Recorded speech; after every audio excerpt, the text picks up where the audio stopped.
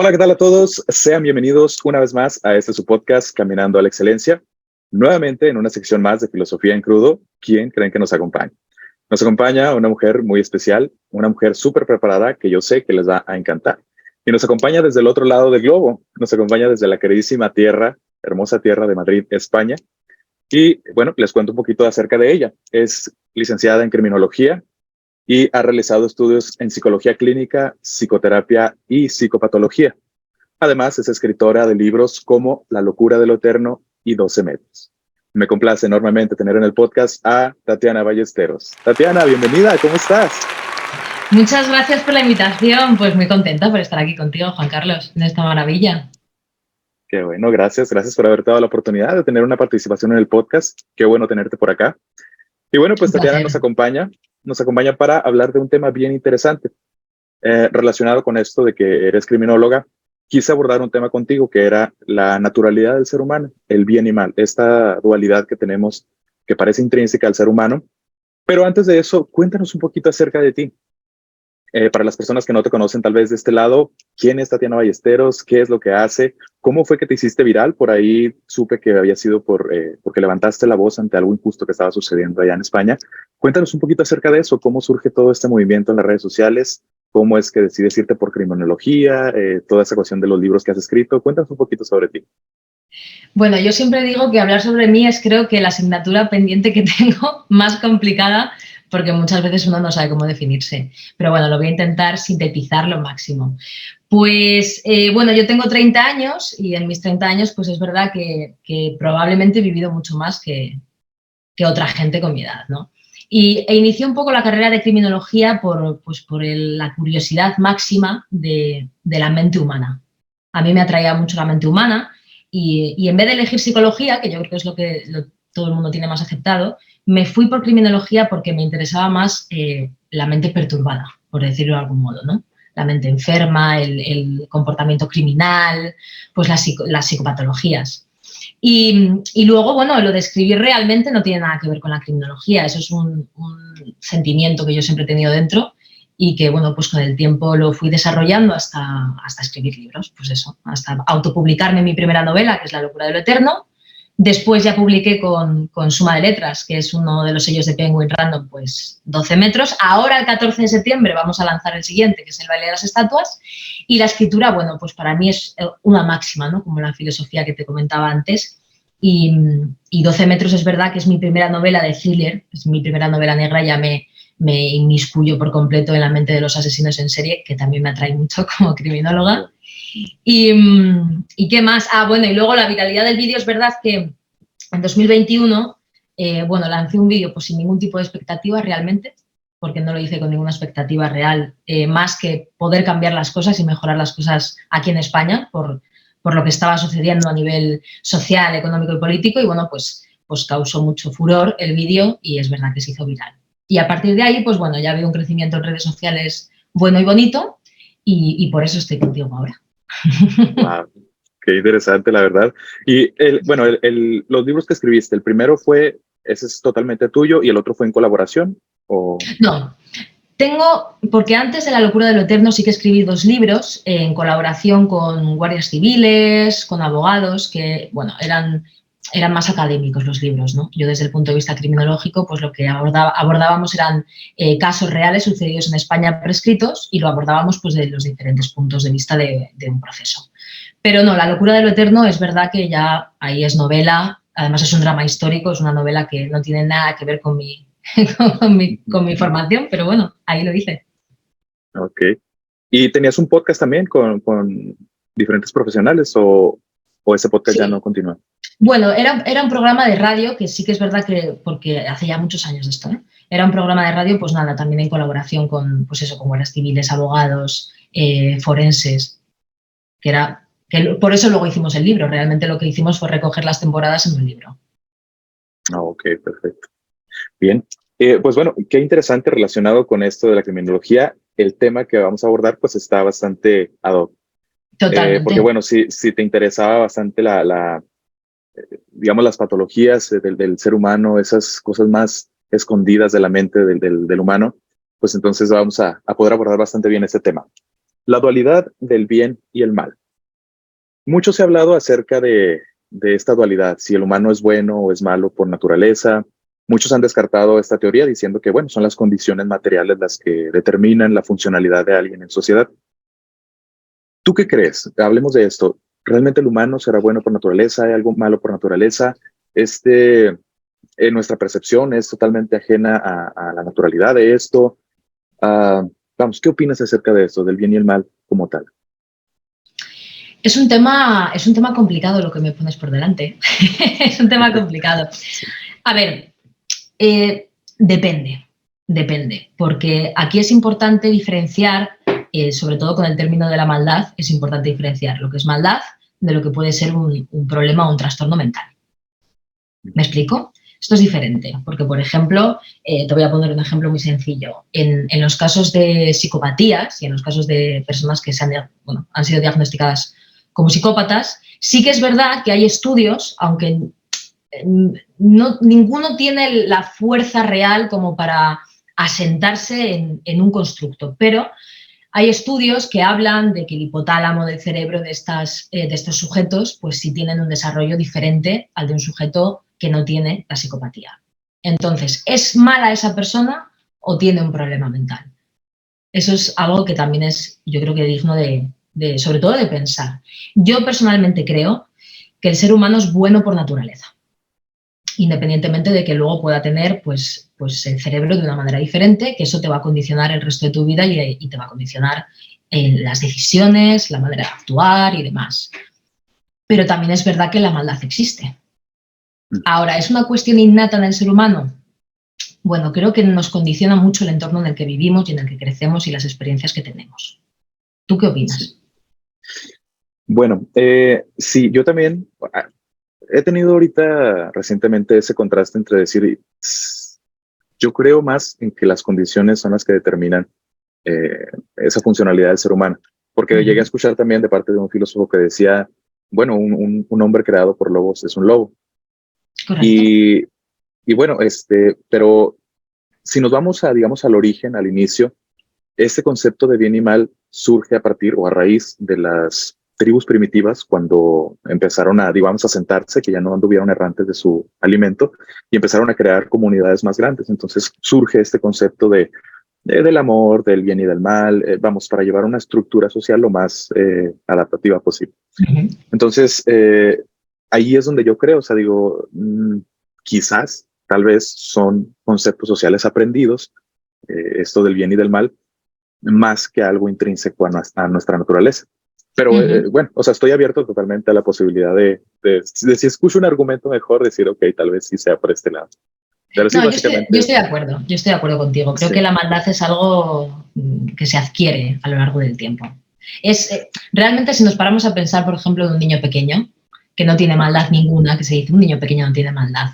Pero es verdad que luego, bueno, la sociedad te puede quebrantar un poco esa bondad y te puede... Pues no hacer malo, pero, o bueno, sí, depende del caso, pero sí al menos saber que hay algo que es malo. Si no lo sabes, no lo haces. Exacto.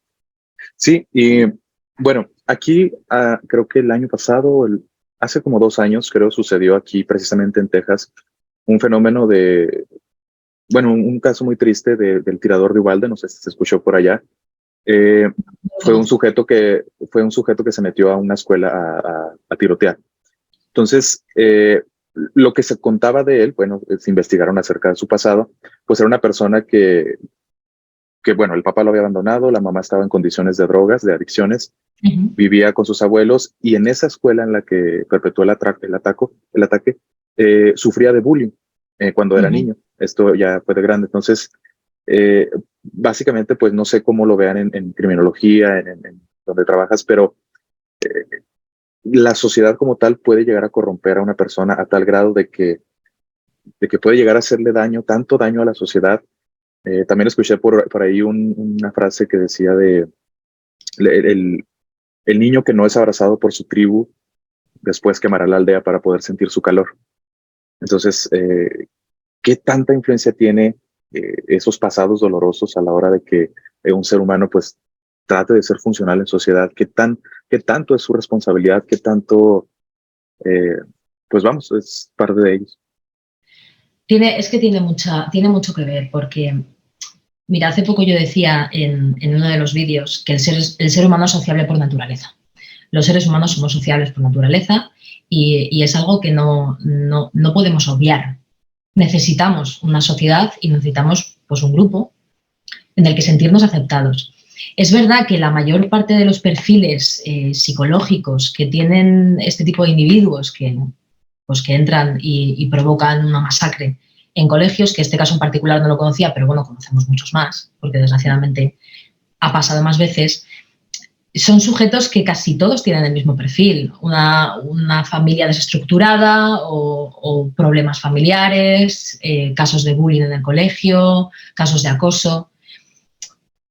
No es justificado nunca, ¿no? Pero si le tienes que encontrar una explicación psicológica o criminológica a este tipo de conductas, suelen ser unas actuaciones totalmente explosivas en una mente que ya no aguanta más, por decirlo de algún modo, sí. ¿No? Que tampoco hace falta ni decirlo desde el punto de vista criminológico, ¿no? Como humanos que somos, hay momentos en los que ya no puedes más y tomas malas decisiones, muy malas, como esta.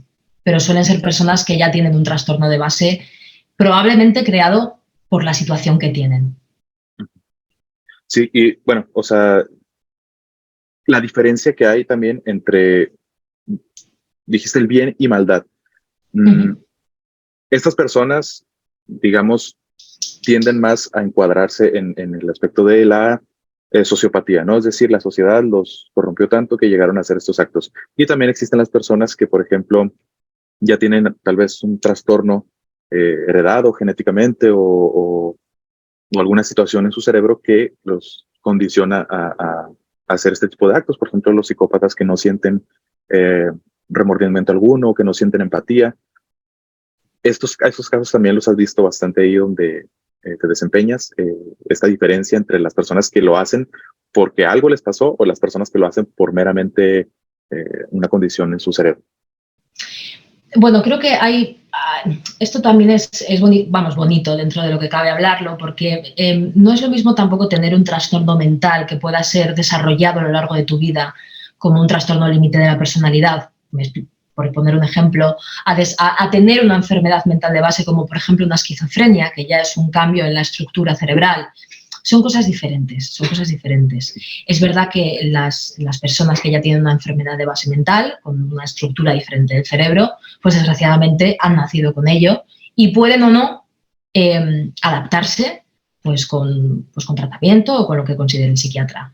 Y las personas que tienen un trastorno, que lo han desarrollado a lo largo de su vida por unas condiciones nefastas en su familia o bueno, simplemente pues porque ha surgido así, pues también tienen sus maneras de tratarlo. Y luego hay otra cosa diferente que es la maldad pura y dura de gente que comete crímenes que no tiene ningún tipo de problema mental en este caso y que es por pura maldad, por el puro desdén del humano con el humano. También existe ese tipo de personas, desgraciadamente. Sí. Y ahorita, regresándome un poco, comentabas que bueno, la maldad tenía que ver algo más con... bueno, es que no recuerdo exactamente cómo lo dijiste, pero es que encontré una frase muy buena que tiene que ver con esto. Sócrates y Platón definían que el mal es la ignorancia. Ah, sí, que tenía que ver más con la ignorancia. Decías que una persona que no sabe que está haciendo el mal, o algo así lo dijiste ahorita, ¿no?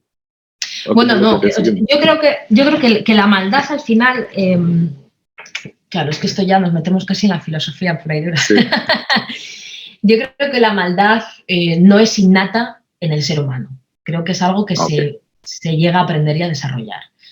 Pero es verdad que la maldad al final tiene un punto de ignorancia social. Es decir, es absurdo el pensar que como no somos parte o como no nos sentimos parte de algo, me pongo en la cabeza de una persona que tiene maldad, podemos ir contra ello, ¿no? Que yo creo que es un poco el pensamiento que ellos tienen a nivel humano.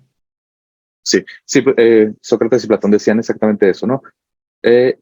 Existe solamente un mal y es la ignorancia, y existe solamente un bien y es el conocimiento. Entonces, básicamente afirmaban que el hombre pues era malo desde su ignorancia. O sea, si hacías mal, es pues básicamente porque ignoras que o estás haciendo algo malo o que le estás haciendo daño a alguien más. Entonces, que el conocimiento te acercaba un poco más a la bondad, a actos nobles. Entonces, pues sí, bastante interesante porque creo que ahorita en sociedad, todos en algún momento, la sociedad como fue avanzando, nos pusimos de acuerdo para decir qué está bien y qué está mal. Uh-huh. Y dentro de ese marco del bien y del mal, hay personas que se salen de ese margen de lo correcto.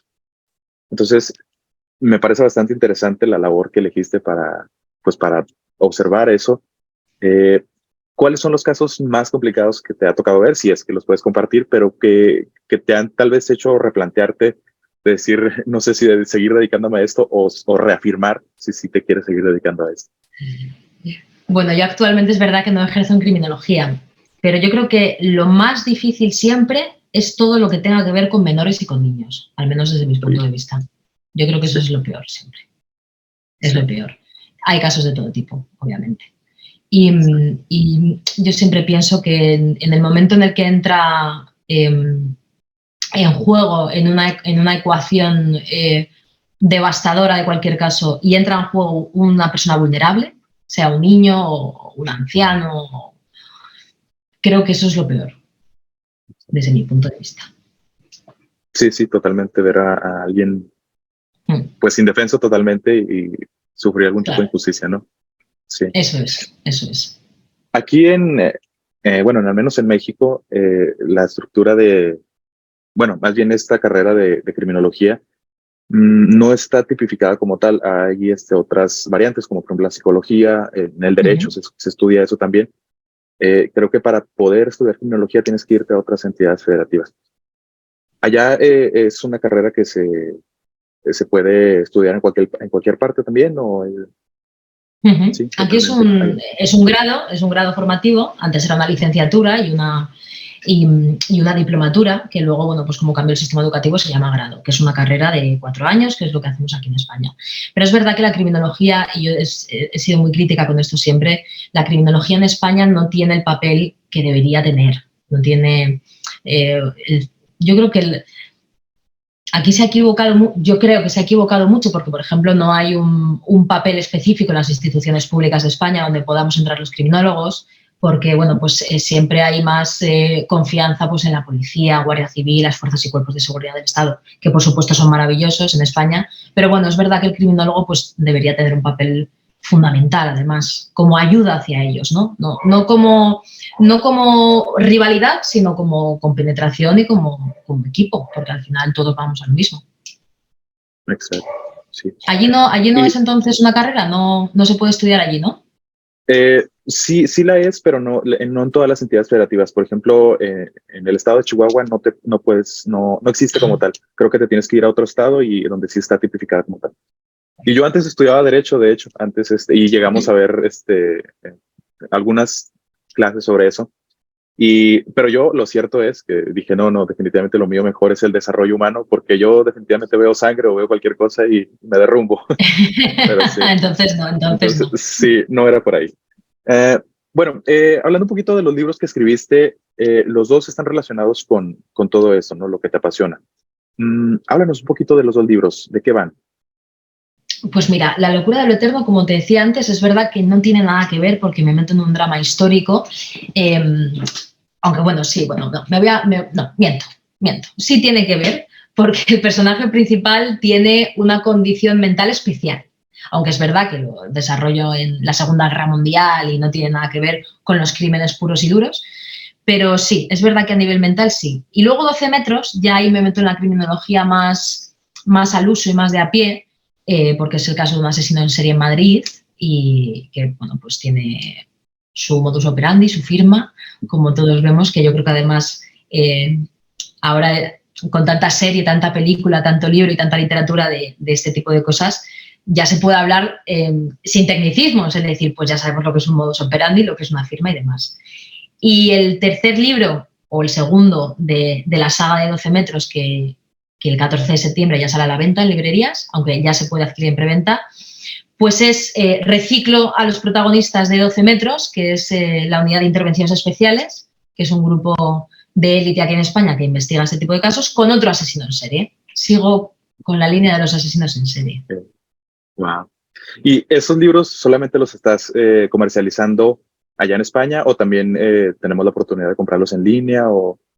Pues mira, esto es una duda que tengo, fíjate, porque es verdad que la editorial me estuvo comentando que a través de plataformas digitales como las que ya conocemos se podría hacer, y si no en ebook, entiendo que en digital se puede hacer.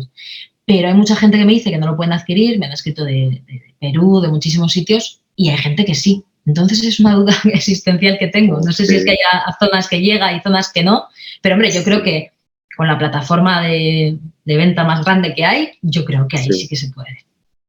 Oh, ok. Sí, tal vez la logística está ahí fallando un poquito, pero bueno, si lo podemos adquirir ahí ¿lo tienes a la venta en ebooks o dónde? No, y en formato físico también. Bueno, todavía. el segundo no, el segundo todavía estamos esperando, ya te digo que el 14 de septiembre se lanza. De momento se puede adquirir en preventa, lo que pasa es que lo podrán disfrutar el 14, claro, llegando el 14. Ok, muy bien. Tengo que aprovechar el momento, Claro. Porque no siempre se habla con alguien tan preparada y sobre todo escritora. Porque, bueno, te comparto también, estoy también escribiendo un libro. Este va a ser mi primer libro en realidad. Bueno, tengo dos, uno está empezado y el otro es el que ya tengo por terminar. Ya está nada de terminar, yo creo que antes del invierno ya lo termino. Y bueno, es un libro relacionado con el amor, visto desde la perspectiva filosófica, social, psicológica. Qué interesante. Y es un libro bastante extenso. Quiero tratar de sintetizar un poco más, pero quisiera, no sé, algunas recomendaciones, unos tips, consejos de alguien que ya publicó, que tengas ahí para compartir, digo. Pues mira, yo creo que escribir un libro, para empezar, es un trabajo muy introspectivo, más de lo que la gente se pueda llegar a pensar, porque yo creo que todo escritor, y no hace falta tener un libro publicado para ser escritor, tiene que ahondar mucho en sí mismo para poder escribir cualquier tipo de historia. Me da igual que sea fantástica, histórica, romántica o negra. Yo el consejo que te puedo dar, que es lo que a mí más me ha servido, es que aunque la inspiración es verdad que tiene que venir y tiene que estar contigo y te tiene que acompañar, también hay que tener disciplina para escribir. También hay que tener disciplina. Y sobre todo, que salga del corazón, sea lo que sea. Aunque estés escribiendo de un asesino en serie, tiene que salir del corazón. Porque al final es lo que el lector va a percibir y lo que el lector va a sentir, que va a ser lo que tú le expongas. Yo creo que eso es lo mejor que te puedo decir. Sí, primero tiene que arder dentro de ti antes de que afuera. Sí, totalmente.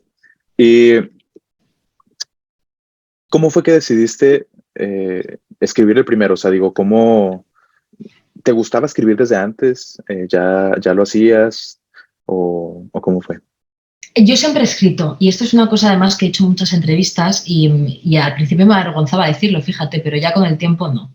Yo era y siempre he sido muy torpe para expresar mis sentimientos, muy torpe, súper torpe. O sea, lo que pensaba perfecto, pero lo que sentía era incapaz de decirlo. Y empecé a escribir desde muy jovencita, pues todo lo que sentía, porque obviamente si no lo dices al final eso se queda dentro y es peor. Y hasta yo creo que cuando me salió la oportunidad de los dos libros académicos que te comentaba antes de los casos prescritos en España desde el punto de vista de un proceso, no me planteé realmente lanzarme a la novela, que es lo que más vértigo me daba, porque no era lo mismo escribir en mi casa ensayos o pensamientos o cosas académicas que ya lanzarte a una historia, porque yo escribo ficción, entonces era como, ¿cómo me puedo inventar yo una historia? Pero me lancé de lleno y sigo. Y no creo que pare nunca. Sí. Pero fue bonito, fue bonito. Ajá.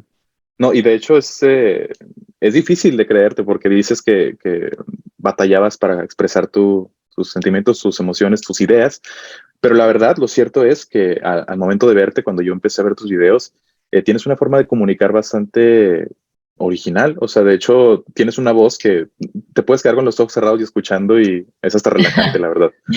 Te lo agradezco. Pues sí, la verdad, me gusta bastante tu contenido, me gustó que te dieras la oportunidad de estar aquí. Antes de poder concluir, me gustaría, no sé si podamos dar luego con cada invitado, dar una conclusión, una pequeña conclusión acerca del tema cada uno y ahorita cerramos. ¿Te parece? Perfecto. Sí, comienza si quieres tú y ahorita cierro yo. Pues mira, la conclusión a la que yo creo que podemos llegar de este tema tan maravilloso que me exponías es que hay un dicho, creo que es indio, que habla de que todos tenemos dos lobos dentro, uno bueno y uno malo. Y depende de ti cuál alimentes. Creo que es una conclusión bonita a la que podemos llegar. Exacto. El lobo, así, esa historia la llegué a conocer aquí como el lobo blanco y el lobo negro. Sí, muy bonita también. Bueno, pues, si bien es cierto, mi conclusión sería, si bien es cierto, la verdad es que no todos los escenarios son los mismos para todas las personas. Hay personas que quizás están viviendo condiciones más difíciles. Totalmente. Pero yo creo que la vida es lo que es, la vida no es lo que es, sino lo que nos gustaría, decía Facundo Cabral. Tiene gran parte de aleatoriedad la vida. Y creo que lo llegué a escuchar en una frase, si crees que por ser buena persona, o sea, si esperas que la vida te trate bien porque seas buena persona, es como esperar que un toro no te ataque porque seas vegetariano. Totalmente. Creo que esta dualidad que existe, bien y mal, existe como tal, podemos enfrentarla haciéndonos conscientes de, digamos, de lo que hemos vivido y de lo que queremos para nuestras vidas. De lo que hemos vivido no tenemos control. Te lo llegué a comentar en algún episodio también de este podcast, que muchas de las heridas que tenemos pues no son nuestra responsabilidad, nos las hicieron de pequeños tal vez, pero la sanación es completamente nuestra responsabilidad. Si bien es cierto, pues no todos pueden dar los mismos resultados porque, como dices, hay condiciones que son ajenas al desarrollo de las personas, algo que viene en su mente desde antes. Pero si algo está en tu control, podemos hacernos responsables de eso.